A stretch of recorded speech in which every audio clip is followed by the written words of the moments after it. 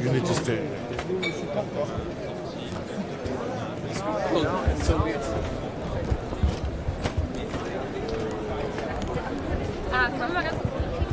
Attends, d'abord, je vais essayer. So we have with us our second speaker, also a very interesting man, who is the Prime Minister of Armenia. I have a special affection for him since he's an old journalist. He has been a campaigner. He's been in jail a couple times. He somehow emerged from jail to be Prime Minister of his country, which is an extraordinary journey. I'm an old Moscow correspondent, so I've been in your country in the old days. So I just want to thank you for being here. You have about 8 or 10 minutes to say what you would like, and then we'll have questions from the audience. So Mr. Phashinyan, the floor is yours. Thank you very much. Dear colleagues, ladies and gentlemen, first of all I would like to express my appreciation to President Macron for this very important initiative, because I think it is really a very important platform to discuss contemporary challenges on security and for searching some formulas for addressing contemporary challenges on security. What you should know about the security environment around our country, there is a very strange fact. 2 out of 4 our borders are closed, and other 2 borders, let's say like semi-closed. Why semi-closed? Because from south we have a common border with Iran, and you know that around the Iran now we have very tension situation, and our northern border is with Georgia, and tensioned relations between Georgia and Russia affect for the security environment around our northern border. But of course, most important security challenge for us, it's a Nagorno-Karabakh issue. And to be honest, becoming Prime Minister of Armenia and involving in the international relations, I was surprised that in international community there are many misunderstandings on the Nagorno-Karabakh issue. And I think there are some very important facts that everyone should know who is interested in Nagorno-Karabakh conflict should know about this conflict. Why this conflict emerged? First of all, the cause for that was the decision of Stalin regime to put Nagorno-Karabakh, to give Nagorno-Karabakh a newly established Soviet Azerbaijan. And when in 1986,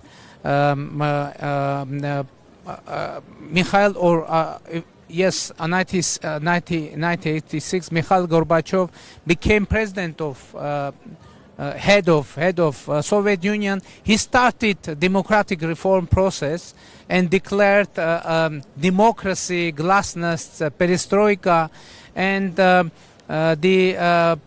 population of the majority, vast majority of population Nagorno-Karabakh, who were and are now Armenian, they decided and they had a status of Nagorno-Karabakh autonomous region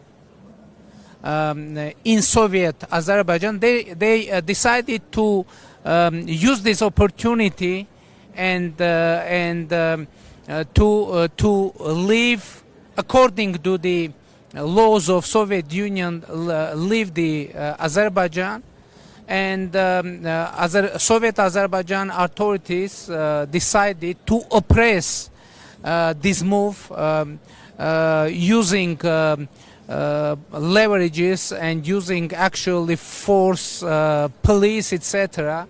And the very beginning of this conflict started like that. And after that, when the collapse of Soviet Union started, Azerbaijan, as many other Soviet republics, decided to become an independent state. And according to the Soviet Union laws, if some Soviet republic decides to quit Soviet Union, the autonomous regions of that republic are eligible to decide their own future. So, parallelly with Azerbaijan, as Azerbaijan started independence process, Nagorno-Karabakh started independence process too. And as Azerbaijan quitted the Soviet Union, Nagorno-Karabakh quitted Azerbaijan. And as a result of that decision, Azerbaijan decided to oppress this decision using force, using military force, and starting a war against the people of Nagorno-Karabakh. And it could seem strange, and there was many casualties. Some regions of in Nagorno-Karabakh were experienced ethnic cleanses, etc. And as a result, Nagorno-Karabakh, Armenian people of Nagorno-Karabakh, which was the huge amount, approximately 80 or 85% of population of Nagorno-Karabakh, they decided to start a self-defense process.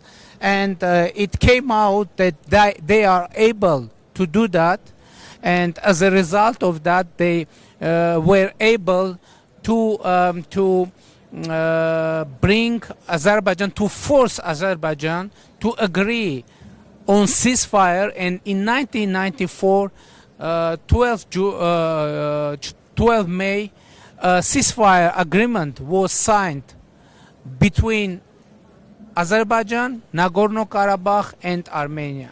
And after that, negotiation process started, and even before that, there was a creation of negotiation format, and internationally, the conflict was recognized as international conflict, and this conflict, according to international decisions, had and has three conflicting sides: Azerbaijan, Nagorno-Karabakh, and Armenia. And this negotiation process started from 1992, and within a very long time, Nagorno-Karabakh were involved in the negotiation process as a side. By the way, there some meeting happened between leader of Nagorno-Karabakh and Azerbaijan, and there was several meetings between defense ministers of Azerbaijan, Nagorno-Karabakh, and Armenia. And but as a result, unfortunately, Nagorno-Karabakh conflict isn't solved yet. And there are several reasons for that.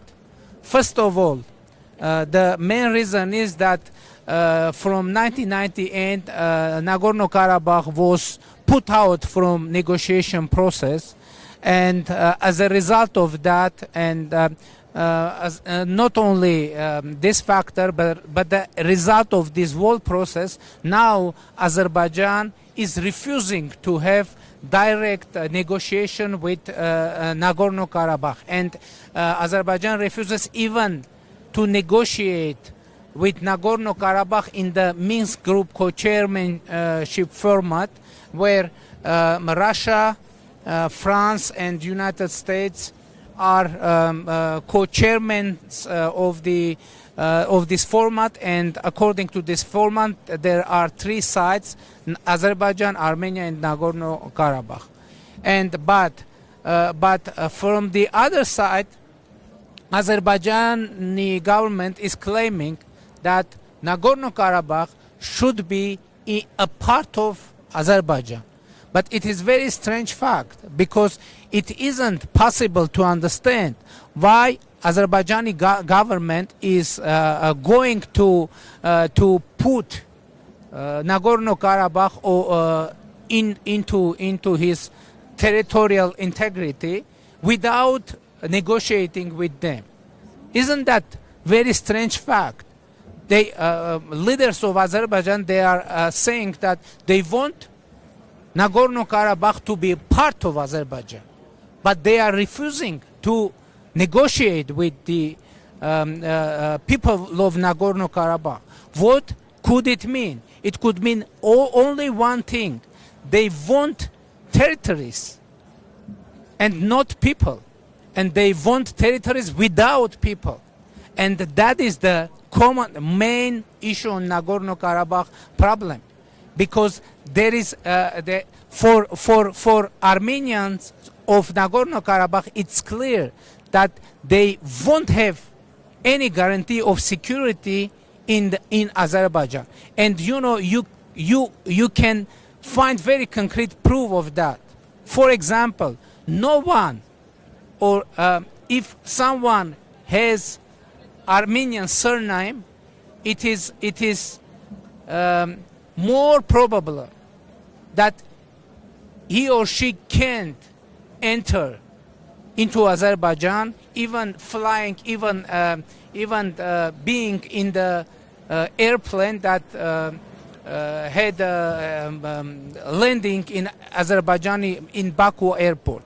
And recently we had several cases like that. For example, a journalist from Bloomberg with Armenian surname wasn't allowed to cross the border Azerbaijan. Another case, a musician with Armenian name from Turkish orchestra wasn't allowed. Even 8-old girl with 80 years old pensioner. But recently, recently, a driver was arrested in Baku for listening in his car a song of Armenian musician. And I think there is most renowned case when Armenian player of Arsenal, Henrik Mkhitaryan, wasn't able to participate in Europe League final, which took place in Azerbaijan, in Baku, because of his Armenian surname. And there was another very famous case when a fan of Arsenal with the T-shirt with name of Henrik Mkhitaryan was stopped in the center of Baku by the Azerbaijani police. But this is our current situation, and what to do? But what next? It's obvious that we need to make real efforts to address the problem, and for that we have so-called opportunities, maybe equal opportunities with leadership of Azerbaijan, leadership of Nagorno-Karabakh to address this issue. And from the very beginning of my election as Prime Minister of Armenia, I've made unprecedented statement for Armenia. I said that any solution of Nagorno-Karabakh conflict should be acceptable for people of Armenia, for people of Nagorno-Karabakh, and for people of Azerbaijan. And I was heavily criticized in my country because I am first leader of Armenia announcing that any solution of Nagorno-Karabakh conflict should be acceptable for Azerbaijani people too. So opposition in our country is asking why leader of Armenia should take care on the interest of the people of Azerbaijan. But my answer is very frank and direct, because I believe that if we want to have sustainable solution, settlement of that conflict, we need to consider interest all parts involved in this conflict.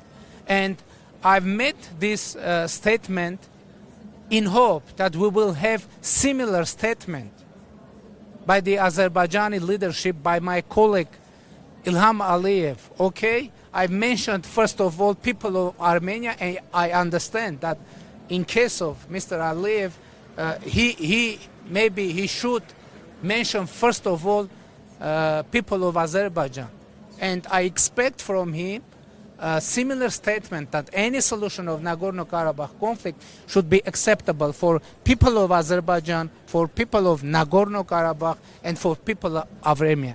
If yes, we will hear such a statement from Mr. Aliyev, that would mean that we have breakthrough in the whole negotiation process. And I would like to call from this very important place with very important name, Paris Peace Forum. I would like to call my colleague at least to make such a statement that any solution of Nagorno-Karabakh conflict should be acceptable. I'm speaking on behalf of President of Azerbaijan, should be acceptable for people of Azerbaijan, for people of Nagorno-Karabakh, and for people of Armenia. Of course, it isn't easy task to solve, but as we took the responsibility for the future of our people, that means for the future of our region, that means for the future of our world, we need to make real efforts to make real difference. Thank you. Thank you, Mr. Prime Minister. Thank you very, very much. Spasibo vam. I remember... Maybe I need some... I'll ask questions in English, Yeah. but there might be questions Okay. in French. I remember talking to Arkady Volsky, who tried and broke his heart over all of Nagorno-Karabakh. So I can just say, I hope you success. Yana Deus, we'll see. We don't have tons of time because you have a meeting with Mr. Macron pretty soon, but let's take some questions this gentleman has been asking, and we'll see what language it is. Hello, my name is Bakhtiar. I am from Azerbaijan, but I was born in Armenia, in Vardenis, and I cannot go to my home as well. So you've mentioned many international reactions, but there are 4 UN resolutions that demand immediate withdrawal of Armenian troops. And all member states, UN member states, recognize Nagorno-Karabakh region as the part of Azerbaijan, within the territories of Azerbaijan, including Armenia. And Azerbaijan has offered the highest autonomy where Armenians and Azerbaijanis can live together. This is the first part, the international law part. The second part, you've mentioned that Armenians cannot travel to Azerbaijan, but I want to remind you that there was a... If you need a pen and a pencil, I can give you. Yeah. You mentioned, I will give you. Yeah, it's a gift from Azerbaijan. Right. So the second part, you've mentioned that Armenians or citizens of other countries with Armenian surnames cannot travel to Azerbaijan, but I would like to remind you that during the closing ceremony of the first European Games, which was held in Baku, Azerbaijani president asked the audience to clap for Armenians and people who won at the first European Games. So my question is, we all understand that peaceful resolution of the conflict is vital for the security, stability and prosperity of the region. But when you as the Prime Minister of one country visits internationally recognized region of another country, Nagorno-Karabakh, and when you say that Nagorno-Karabakh is Armenia, period, how this helps to peaceful negotiation process? It's clear. Because the That's Azerbaijani clear. president Thanks. also responded that Azerbaijan, Let him Nagorno-Karabakh answer. is Azerbaijan, Please, and please, sir, пожалуйста, let him answer. Thank you. I will need some more time to Well, not to skip any nuance of that Well, question, because Up to your guys. yeah, okay. First of all, about Vardenis, let's remember the times when Armenians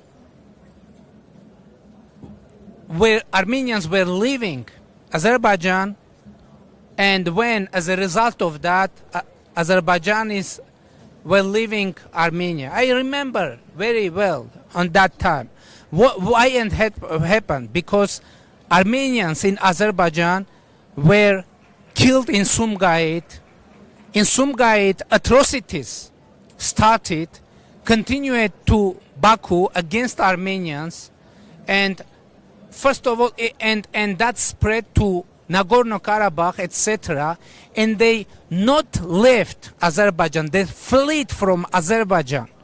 Sometimes even without clothes. But what happened with Azerbaijanis in Armenia?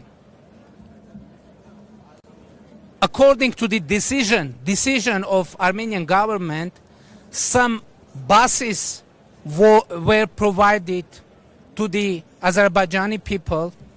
There were police escort, and no one person Azerbaijani were damaged or hurt within that process. And it is very important and bright picture of the content of this whole conflict. About the international, you said that Nagorno-Karabakh is internationally recognized part of Azerbaijan. It isn't true, because there is internationally established negotiation format named OSCE, Minsk Group Co-Chairmanship, and the mandate of that format is to decide on final status on Nagorno-Karabakh. Why? And your government, your country is involved in the negotiation process. So if Nagorno-Karabakh is a part of Azerbaijan, internationally recognized, why are you negotiating for the decision, for deciding the status of Nagorno-Karabakh? Isn't it strange? The other part, you said that you are offering high status for Nagorno-Karabakh within the Azerbaijan. By the way, Nagorno-Karabakh had already had that status. Nagorno-Karabakh was autonomous region, and this status, I call it interim status, brought all of us to this conflict, to this bloody conflict, and to repeat, to repeat and to give or accept one more time this very same statute, that means begin from zero the same conflict and the same way. And my expectation to find solution, as I said, to find a solution, as I said, acceptable for people of Armenia, for people of Nagorno-Karabakh, and for people of Azerbaijan. And on my statement in Stepanakert, before that, I've made a statement, as I said, I've just mentioned, and I was waiting for a year to hear something similar from Azerbaijani government, and I asked personally President Aliyev to make similar statement, to have a little, not very big, but little breakthrough in negotiation process. But unfortunately, Azerbaijani government is continuing to claim that Zangezur, a Sunni region of Armenia, is part of Azerbaijan. Yerevan, capital of independent Armenia, is an Azerbaijani city. Lake Sevan, lake which is in Armenia, is Azerbaijani lake, and they are continuing threatening to occupy not only Nagorno-Karabakh, but also Sunni region, but also capital of Yerevan. So why we are making similar statement? Because we don't want to cast an impression of afraid nation, of afraid people. No one is able to speak with us from position of force, and our proposal is peace. Our proposal peace. We aren't we aren't threatening to anyone in our region, and we are willing to prepare our nation, society, Azerbaijani people of Nagorno-Karabakh, for peace. And we propose our peace intention to Azerbaijani people. And personally me, I'm ready to start a dialogue not only with Azerbaijani government, but also with Azerbaijani people directly, because I think we have many things to discuss. Thank you very much. Very, very good. Thanks. I don't want to make you late for Mr. Macron. Thank you for coming, Prime Minister Phashinian, and best of luck.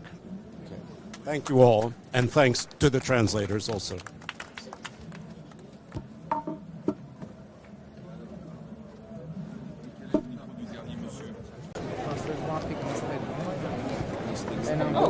Hello.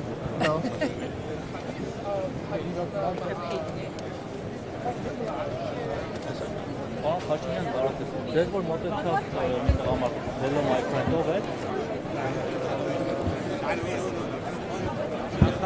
Աֆրիկյան Որտեղից եք ճանաչում։ Երևանում ենք հանդիպում։ Իսկ գիրքը ինչու ոնց էր կոչվում, այդ ուրիշ բան ուղարկեց։ Անունները փոխել է։ Անի Դեմոյանի գիրքն է, բանում սպորտի գիրքն է արտադրել։ Օսմանյան կայսրությունում հայկական ակումբների մասին։ Մի հատ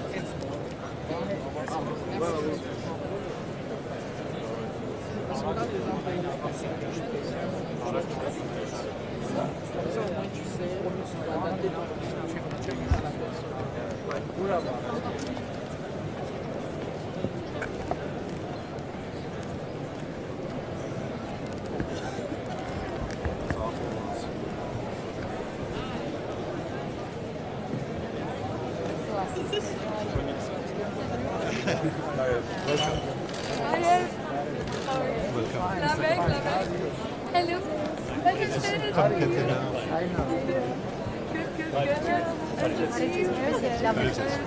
you very much. Thank you. you very much. So this is What are you doing? so this is ID Foundation. You know, ID Foundation. We have projects. I think you know the projects. We have Diligent School. Sorry. We have the Tatev Monastery, the cable car. We have the Aurora Prize. You've been to Aurora Prize. And Tom is one of the I know. laureates. I know. Yeah, this is there. And we have communities. Yes. We have a project in Shushi as well. The renovation of the mosque in Shushi. And it's very important for us to be here today at the Paris Peace Forum to show that a country like Armenia is a country where things are happening that are actually important and relevant for the world. And we try to work on prosperity is economic development, humanity is humanitarian values, and developing people, human capital.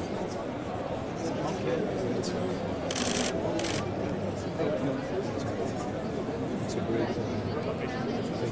And you know, here on the stand, we have not only Armenians, we have somebody from Lebanon, somebody from Belgium, somebody from the US, and half Armenian from Belgium.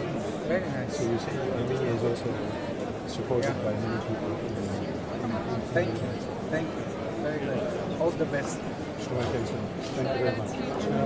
Thank you so much. Thank you. Perhaps I'm an American journalist based here.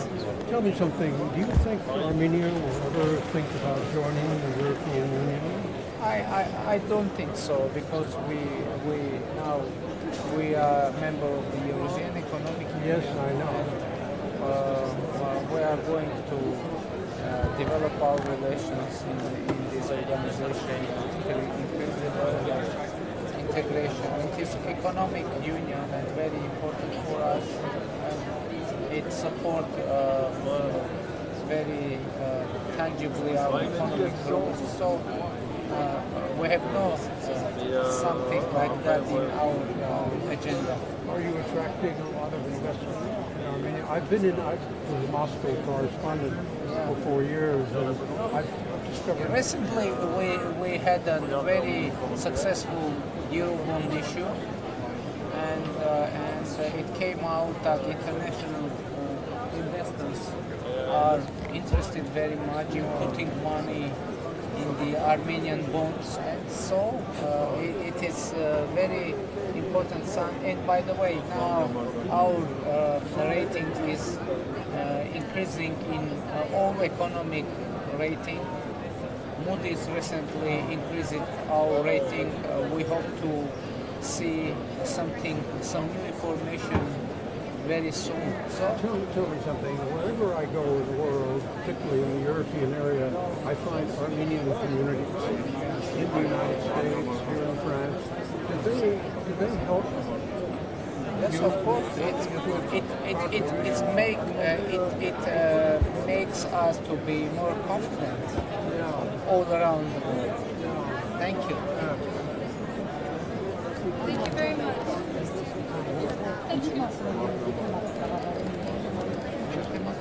Անվտանգության եւ Ղարաբաղի հարցի մասին։